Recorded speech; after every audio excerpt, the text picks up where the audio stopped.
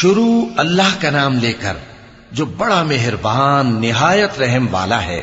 جب آسمان پھٹ جائے گا اور جب تارے جھڑ پڑیں گے اور جب سمندر ابل پڑیں گے اور جب قبریں اکھیڑ دی جائیں گی، تب ہر شخص معلوم کر لے گا کہ اس نے آگے کیا بھیجا تھا اور پیچھے کیا چھوڑا۔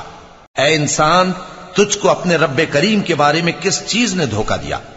وہی تو ہے جس نے تجھے بنایا، پھر تیرے اعضاء کو درست کیا اور تیری قامت کو معتدل رکھا، جس صورت میں چاہا تجھے جوڑ دیا، مگر افسوس تم لوگ جزا کو جھٹلاتے ہو، حالانکہ تم پر نگہبان مقرر ہیں، یعنی معزز کاتبین۔